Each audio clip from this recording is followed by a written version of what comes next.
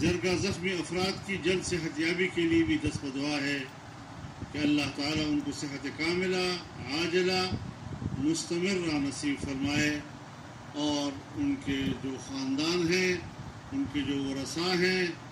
اہل و عیال ہیں، اللہ ان کو صبر و سلوان نصیب فرمائے۔ گرینڈ قبائلی جرگہ، پولیس لائن پشاور، تحصیل باڑہ،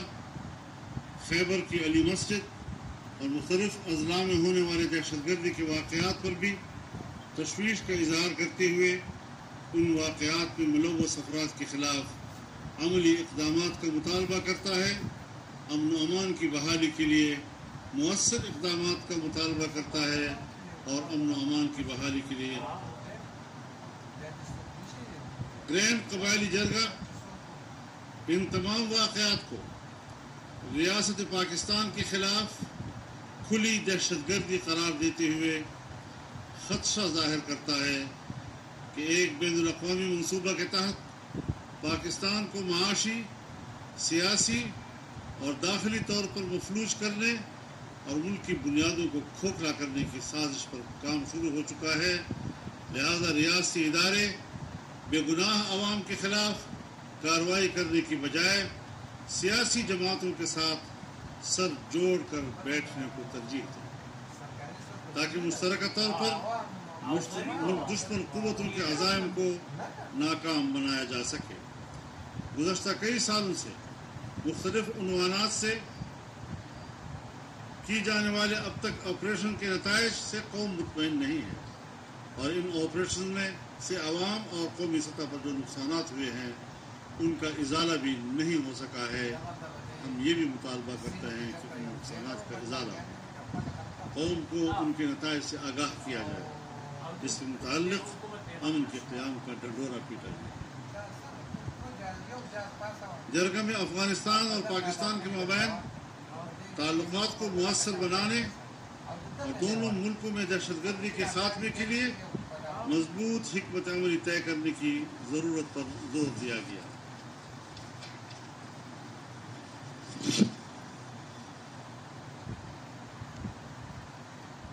جرگہ قبائلی اضلاع میں امن و امان کی بحالی کے ساتھ ساتھ قبائلی عوام کو بنیادی سہولیات کی فراہمی کے لیے کیے گئے وعدوں کو عملی شکل دینے کا بھی مطالبہ کرتا ہے، اور جرگہ نے اس بات پر زور دیا کہ انضمام کے موقع پر قبائلی عوام سے صحت، تعلیم، روزگار اور تعمیر و ترقی کے حوالے سے جو وعدے کیے گئے اور سالانہ فنڈ جاری کرنے کا اعلانات کو عملی جامہ پہنایا جائے اور قبائلی عوام کے احساس محرومی کو ختم کیا جائے۔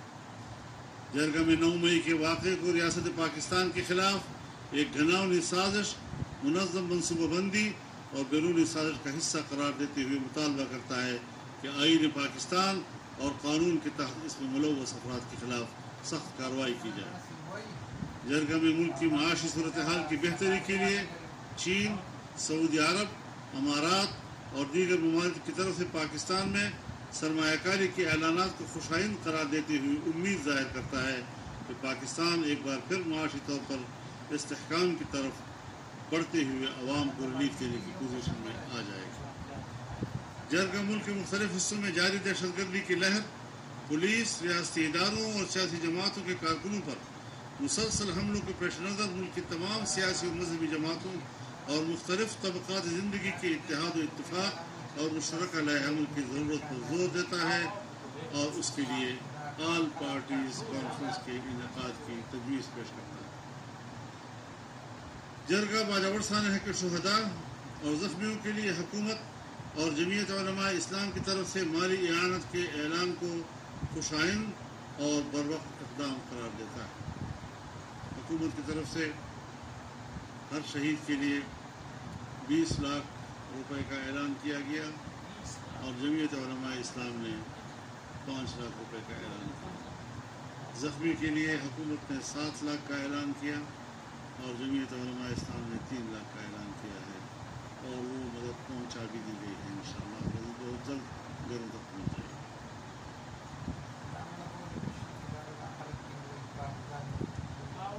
جرگہ ملک کی موجودہ تشویشناک صورتحال کے پیش نظر سیاسی مذہبی جماعتوں قبائلی عمادین کے گرینڈ جردہ میں شرکت اور مشترکہ عمل کو سراہتے ہوئے امید ظاہر کرتا ہے کہ سیاستدان اور سیاسی جماعتیں ملک اور عوام کے وسیع تر مفاد کی خاطر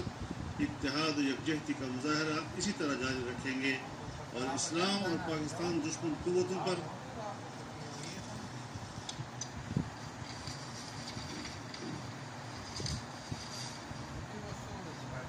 واضح کریں گے کہ پاکستانی قوم ملک کی وحدت اور سلامتی اور تحفظ کے لیے متحد ہیں اور ملک و ملت کے خلاف بیرونی اور اندرونی سازشوں کو مشترکہ طور پر ناکام بنانے کے لیے پرعزم ہیں۔ قیام امن کے لیے قوم کا متحد ہونا وقت کا اہم تقاضا ہے تاکہ موجودہ حالات میں ہر قسم کی عالمی سازش کو ناکام بنایا جا سکے۔ اس کے ساتھ ہی میں وہ نکات بھی جو میرے مقررین کے تقاریر اور ان کے ارشادات سے اخذ کی ہیں وہ بھی آپ کے سامنے رکھتا ہوں۔ اس میں اکثر و بیش باتیں اعلامیہ میں آ چکی ہیں، لیکن چونکہ اعلامیہ اس دوران میں تیار ہوا اور میں ان کے نوٹس لیتا رہا تو اس کا جو خلاصہ ہم نے سامنے رکھا ہے وہ تقریباً یہی ہے۔ تجویز یہ آئی کہ ایک باقاعدہ کمیٹی تشکیل دی جائے جو صوبے اور مرکز کی سطح پر ریاستی اداروں سے رابطہ کر کے انہیں اس ذمہ داری کا احساس دلائیں کہ ایسے واقعات کے پیچھے کیا حقائق ہیں، اپنی معلومات ہمارے ساتھ شیئر کریں۔ اس بات کا انتظام کیا جائے کہ افغانستان اور پاکستان کے درمیان دہشت گردی کے روک تھام، ایک دوسرے ملک میں مداخلت اور ایک جگہ سے دوسری جگہ دہشت گردی کے واقعات کی روک تھام کے لیے مشترکہ حکمت عملی بنائی جائے۔ افغان امارت اسلامی کے ساتھ رابطہ کیا جائے کہ ایسے عناصر جو افغانستان میں پناہ لیے ہوئے ہیں اور پاکستان میں اس طرح کی کارروائیوں کے ذمہ دار ہیں، ان کی کارروائیوں کا سدباب کریں۔ پاکستان کی معیشت کی تباہی ایک بین الاقوامی ایجنڈا ہے۔ ڈالروں کے بدلے پاکستان کے امن کو سبوتاژ کیا جا رہا ہے۔ سپیک اور بیرونی سرمایہ کاری کا راستہ روکنا ایک بین الاقوامی ایجنڈا ہے جس کو ہم مشترکہ طور پر اور مشترکہ جدوجہد سے انشاءاللہ اس کو روکیں۔ یہ ہے وہ ایک مشترکہ سوچ جو آج اس جرگے سے سامنے آئے ہے۔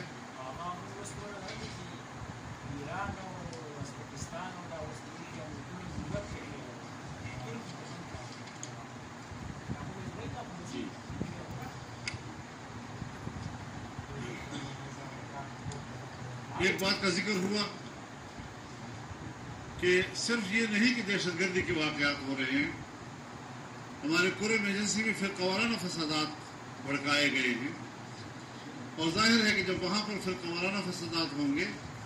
تو پھر وہاں پر دہشت گردوں اور مسلح قوتوں کو بھی اپنا کام دکھانے میں آسانی ہوگی۔ تو ریاست کی جو ذمہ داری ہے ایسے فسادات کو روکنے کے لیے، ریاست اپنی ذمہ داری پوری کرے۔ انشاءاللہ العزیز کل جمعیت علماء اسلام کی مرکزی مجلس شورا کا اجلاس ہوگا جو 2 دن جاری رہے گا، اور اس میں اس جرگے میں جو مشترکہ اعلامیہ تجاویز سامنے آئی ہیں وہ بھی ان کے سامنے پیش کی جائیں گی، اور یہ تجویز کے پورے ملک کی تمام سیاسی جماعتوں کی قیادت کو ایک پلیٹ فارم پر بلایا جائے، اس کے لیے بھی انشاءاللہ العزیز اس پر مشاورت کی جائے گی، اور اس کے لیے حکمت عملی اور طریقہ کار وضع کیا جائے گا، شیڈول وضع کیا جائے گا۔ تو یہ سلسلہ انشاءاللہ قومی مشاورت کا جاری رہے گا۔ ہمیں اس بات کا پورا احساس ہے کہ ملک کی سیاسی حالات جس طرح آگے بڑھ رہے ہیں اس میں الیکشن کا بھی اب ہم نے سامنا کرنا ہے،